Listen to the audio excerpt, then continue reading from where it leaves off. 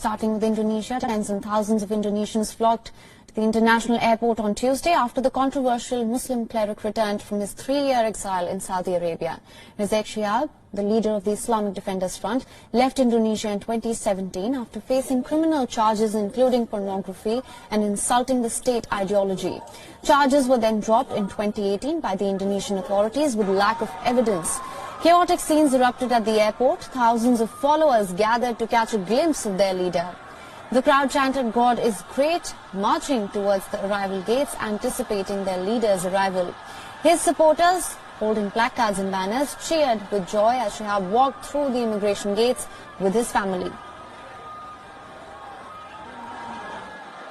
Hari ini kita menyambut kedatangan Imam Besar kita Habib Rizieq Shihab.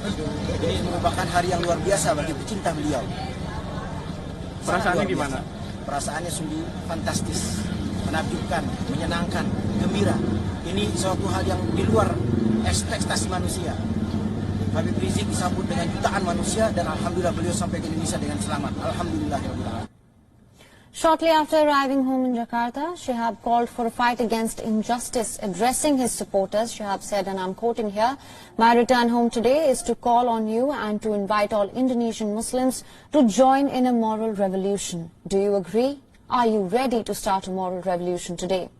He said that the moral revolution should include fighting all kinds of injustice and corruption. He asked for changing the human nature from conducting bad deeds to good ones.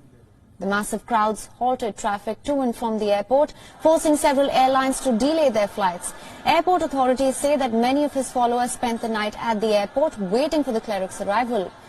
To maintain order, over 1,500 security personnel were deployed at the airport, including the military, and in a TV address, the group's spokesman urged the followers to maintain order and abide by the coronavirus protocols. He said, and I'm quoting again, "We did not mobilize them to come. They came voluntarily because they had long missed their beloved leader."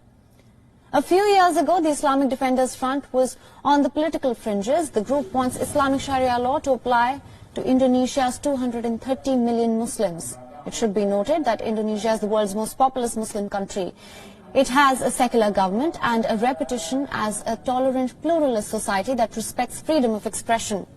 Rizieq Shihab's return is surely a worry to many. Regional experts say that Shihab could potentially strengthen his group as an opponent of the government. He enjoys a significant influence and followers to be reckoned with by all politicians in this country.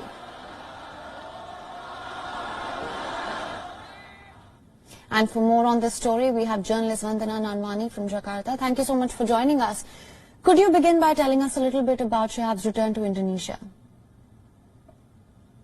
Yes, thank you. So yesterday, really, as you said, thousands of people gathered to the airport to welcome the leader of the Islamic Defenders Front. And, you know, as local citizens, we did not really expect or anticipate such a huge crowd. As you said, again, it delayed around 27 flights. A lot of passengers who had flights that day really had to get down from their car and walk to the airport. They also passed across the whole city, really welcoming him. And his destination was his house in West Jakarta.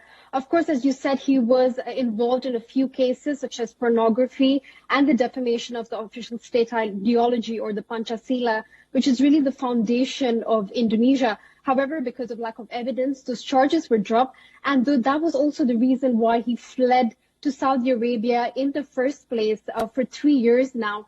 And so the people here, all that while in those 3 years, there were many cases that involved him, of course, religious cases.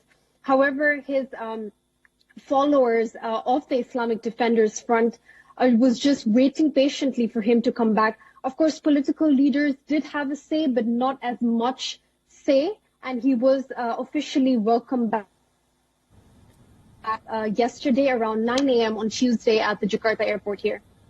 All right, Vandana. Also, shortly after his return, Shihab called for a fight against injustice. What do you make of that?